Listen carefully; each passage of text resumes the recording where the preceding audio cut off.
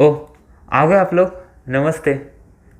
ओह, मुझे पता है आप लोग थोड़ा कंफ्यूज हो कि ये समीर ने घर में हेलमेट क्यों पहना है। एक्चुअली मैं एक न्यूज़ पढ़ रहा था, काफ़ी अच्छी न्यूज़ है। इसमें मतलब बताया जा रहा है कि समाज में कुछ लोग ऐसे आए जो उड़ उड़ कर मार रहे हैं। तो मैं सोचा अपनी सेफ्टी के लिए थोड़ा बनता है। वैसे रिसेंटली आपने एक न्यूज़ सुनी, एक महिला ने सरेआम सबके सामने सड़क पर एक व्यक्ति को तमाचे पे तमाचे मारे, उड़ उड़ कर।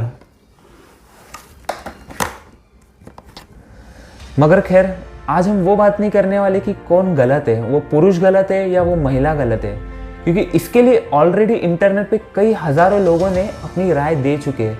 कई लोगों ने फेमिनिज्म का नारा भी लगाया।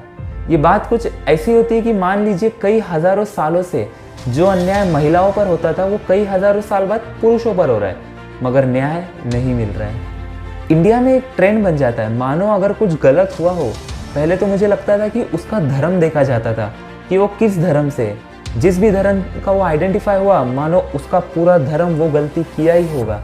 ऐसी पहले एक हमारी सोच थी। मगर अभी एक नया ट्रेंड देखा जा रहा है कि गलती करने वाले का जेंडर क्या है, क्या वो औरत है, क्या वो आदमी है, क्या वो लड़का है, क्या वो लड़की है। अगर मान लीजिए वो फीमेल है, गलती करने वाली एक फीमेल है, तो कुछ लोग हाथ में सैनिटाइज़र लेके मान लीजिए फेमिनिज्म के पीछे इतना पड़ जाते हैं कि वो हर स्टोरी से लेके पोस्ट से लेके हर चीज़ में फेमिनिज्म करते हैं। और मान लीजिए अगर वो आदमी निकला तो मेंस आर डॉग, रेपिस्ट, कातिल, डाकू, चोर, ऐसी चीज़ें। समाज में आज भी एक बड़ी प्रॉब्लम क्या है पता है, हम जस्टिस नहीं देख रहे, हम जेंडर देख रहे हैं कि सामने वाला कौन है, औरत है या आदमी है। अगर औरत है तो हम एक साइड वाले पूरे उठेंगे, अगर आदमी है तो हम एक साइड वाले पूरे उठेंगे। मगर मेन इसमें ये चीज़ है कि जस्टिस हम कभी देख ही नहीं रहे। जब हम ये सब सोचते, क्योंकि इस सोच के साथ जब हम आगे बढ़ते, जब आगे कोई बड़ी पोस्ट पर बैठते हैं, जैसे पुलिस हो गया, लॉयर हो गया, कोई बड़ी ऑर्गेनाइजेशन हो गई, तो हमें उस टाइम ये लगता है कि नहीं, ये लिंग वाला गलत है तो ये गलत ही है, ये लिंग वाली गलत है, ये जेंडर वाली गलत है तो वो गलत ही होगी। हमारे दिमाग में एक बैठ जाता है, क्योंकि हमने जस्टिस पे कभी ध्यान ही नहीं दिया।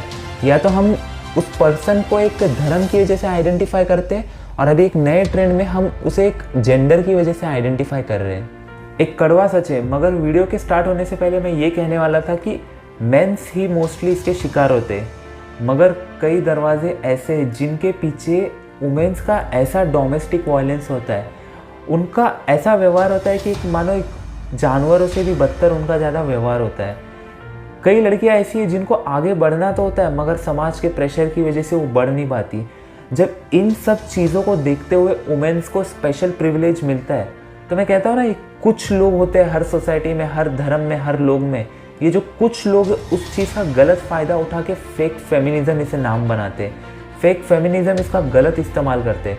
फेमिनिज्म कोई बुरी चीज़ नहीं है, वो कहीं ना कहीं एक अच्छी चीज़ है जो वुमेन्स को स्पेशल प्रिविलेज, इक्वल लॉ देने में मदद करती है। मगर फेमिनिज्म का फेक फ़ायदा उठाना, फेक फेमिनिज्म बनाना, ये एक क्रिमिनल है, एक क्राइम है।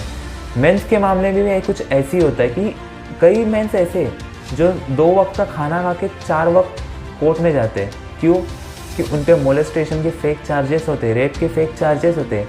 रीज़न यही होता है कि वो कुछ कर नहीं पाते, जिन्हें सज़ा मिलनी चाहिए वो उन्हें सज़ा मिलती नहीं है, जिन्हें इसका एम्पावरमेंट का असली फ़ायदा होना चाहिए उसको एम्पावरमेंट वो हो नहीं पाती, उसका कुछ गलत ही इस्तेमाल होता है। तो इसका जो मेन रीज़न, इसका जो मेन सॉल्यूशन है वो है इक्वालिटी। इसका सबसे पहला सॉल्यूशन हो सकता है equality. At least law and order में इक्वालिटी हो, चाहे वो किसी भी जेंडर का क्यों ना हो। अब आप पूछोगे क्या इक्वालिटी नहीं है? अगर हम कॉन्स्टिट्यूशन में देखेंगे तो हमारे इंडियन कॉन्स्टिट्यूशन में, तो उसमें लिखा है जेंडर चाहे कोई भी हो, सबके लिए लॉ एंड ऑर्डर सेम है। मगर ये चीज़ हमने लखनऊ में नहीं देखी थी। जो लखनऊ की पुलिस ने उस आदमी के साथ किया था वो काफ़ी मतलब अनइक्वल था। मतलब उसने जेंडर में इक्वालिटी की थी कि ये सही है, ये गलत है, तो वो चीज़ नहीं होनी चाहिए। जैसे अगर धर्म की बात की जाए तो लाइक अगर धर्म में हम किसी ने गलती की तो हम उसे ये कह के नहीं सज़ा दे सकते कि तू मुस्लिम है तो तुझे अलग सज़ा, या फिर हिंदू है तो अलग सज़ा। वो इंसान है, उस बेसिस पे हम उसे सज़ा देंगे कि किस टाइप की उनकी सज़ा देनी चाहिए। उसी तरह जैसे जेंडर में भी उसका जेंडर देख के हमें सज़ा नहीं देनी चाहिए, हमें उसे इंसान देख के सज़ा देनी चाहिए। कि गलती करने वाला एक इंसान है, कोई औरत, कोई आदमी या कोई ट्रांसजेंडर ऐसा नहीं है, उस बेसिस पे हम दे नहीं सकते सज़ा। दूसरी चीज़ जो है वो है पावर डिस्ट्रीब्यूशन। ये बात दुनिया से छुपी नहीं कि जिसके हाथ में ज़्यादा पावर होती है वो उसका गलत इस्तेमाल कर सकता है, चाहे वो मेंस हो चाहे वो वुमेन्स हो। अगर मान लीजिए वुमेन्स के हाथ में ज़्यादा पावर आती है तो मैं बोलता ना कुछ लोग उसका गलत इस्तेमाल करके फेक फेमिनिज्म बना सकते हैं उसका।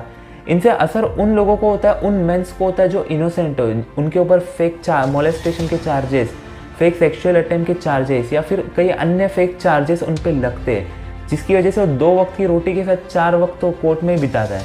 और मान लीजिए यही पावर अगर मेंस के हाथ में हो, तो मेंस के हाथ में अगर पावर हो तो sexual harassment on work place या फिर कोई अलग रेप या कोई अलग ये मेंस कर सकते हैं, क्योंकि ना मेंस बराबर है ना वुमेन्स बराबर है। इसके लिए मैं कहता हूँ इक्वालिटी हो लॉ एंड ऑर्डर में एटलीस्ट। मगर कई वीडियो इंस्टाग्राम और व्हाट्सएप पे मैंने ऐसी देखी, यानी जिसपे एक एक्ट चल रहा हो, एक लड़की पूछती है कि मैं बहुत कुछ कर सकती हूँ, उसमें एक लड़का पूछता है तुम क्या कर सकती हो, उसमें वो लड़की बोलती है, मतलब ये एक्ट उसमें दिखाया जा रहा है कि मैं उड़ी मार सकती हूँ, मैं बिना मतलब का तुम्हें मार सकती हूँ। यानी उस एक इंसिडेंस की वजह से हम पूरा जो एक जेंडर है उसको ब्लेम करते हैं, जो हमें नहीं करनी चाहिए। धर्मों के मामले भी ऐसी, वो एक की गलती की वजह से पूरा जो धर्म है उसको हम दोषी ठहराते हैं, जो कि गलत है। मेंस के मामले में भी ऐसी, वुमेन्स के मामले में भी ऐसी। अब तो मेंस के मामले में लोग समझने लगे कि all mens are not same, क्योंकि उससे पहले तो माना जाता था ना कि mens are dog, all mens are same. ऐसे यही मैं एक कहना चाहता हूँ कि चाहे गलती किसकी हो, उसको इंसान की नज़रों से देखो कि वो कौन है सामने वाला, ना औरत, ना आदमी, ना किसी धर्म का।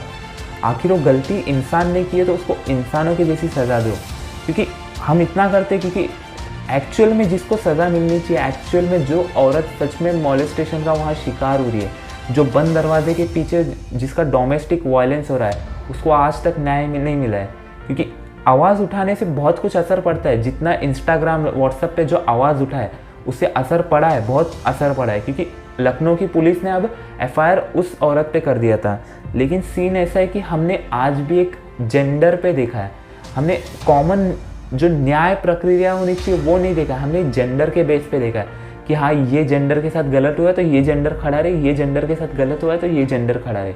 जो हमें नहीं देखना चाहिए, जो हमें एक प्रॉपर एक लॉ एंड ऑर्डर, लॉ सबके लिए समान हो, इस नज़रिए से देखना चाहिए।